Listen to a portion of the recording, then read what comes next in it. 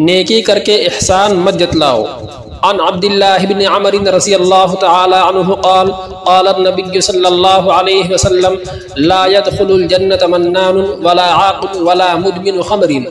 سیدنا حضرت عبداللہ ابن عمر رضی اللہ عنہما سے روایت ہے، وہ بیان کرتے ہیں کہ نبی کریم صلی اللہ علیہ وسلم نے فرمایا، احسان جتلانے والا، والدین کا نافرمان اور ہمیشہ شراب پینے والا جنت میں داخل نہیں ہوگا۔ فائدہ: احسان جتلانے سے انسان کی نیکی ضائع ہو جاتی ہے، جیسا کہ ارشاد باری تعالی ہے، یا ایھا الذین آمنوا لا تبطلوا صدقاتکم بالمن والاذی،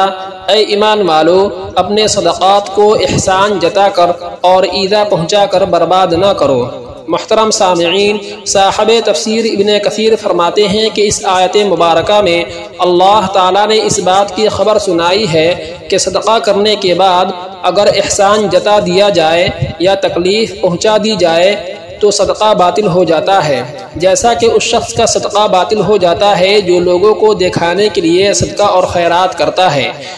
کسی کے ساتھ نیکی اس لیے نہ کی جائے کہ کل کو اس کے بدلے میں مجھے بھی اچھی چیز میسر ہوگی یا اس نیکی کی وجہ سے یہ کام کروا لوں گا، جیسا کہ اللہ تعالیٰ نے نبی کریم صلی اللہ علیہ وسلم کو مخاطب فرما کر ارشاد فرمایا، وَلَا تَمْنُن تَسْتَكْثِرْ، اے نبی صلی اللہ علیہ وسلم، اور آپ کسی پر احسان کر کے زیادہ لینے کی خواہش نہ کریں۔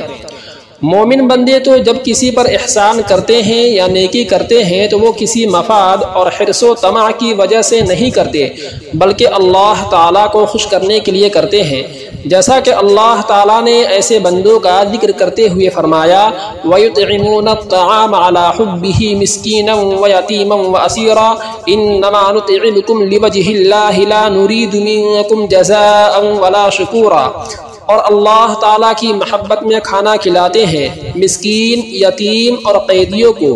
ہم تو تمہیں صرف اللہ تعالیٰ کی رضامندی کے لیے کھلاتے ہیں، نہ کہ تم سے بدلہ لینا چاہتے ہیں، نہ شکر گزاری۔ سیدنا حضرت ابو ذر غفاری رضی اللہ تعالیٰ عنہ سے روایت ہے، وہ بیان کرتے ہیں کہ رسول اللہ صلی اللہ علیہ وسلم نے فرمایا، قیامت کے دن 3 بندوں سے نہ تو اللہ تعالیٰ کلام کریں گے اور نہ ہی ان کی طرف نظر رحمت سے دیکھیں گے اور نہ ہی ان کو گناہوں سے پاک کریں گے۔ ان 3 شخصوں میں ایک شخص احسان جتلانے والا ہے۔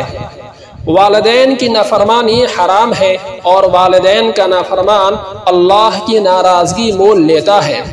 ہمیشہ شراب پینے والے یعنی شرابی، رسول اللہ صلی اللہ علیہ وسلم نے ایسے شخص کو ملعون قرار دیا ہے، کیونکہ یہ ایک حرام چیز کو پیتا ہے۔ شرابی آدمی جب جہنم میں جائے گا تو جہنمی عورتوں کی شرمگاہ سے نکلی ہوئی خون، پیپ اور مواد، یعنی دنیا میں جس قدر شراب جتنا گھونٹ پیا ہوگا اسی قدر جہنمی عورتوں کی شرمگاہ سے نکلی ہوئی مواد کو پلایا جائے گا۔ اللہ رب العزت ہم سب کو احسان جتلانے جیسی نحوست سے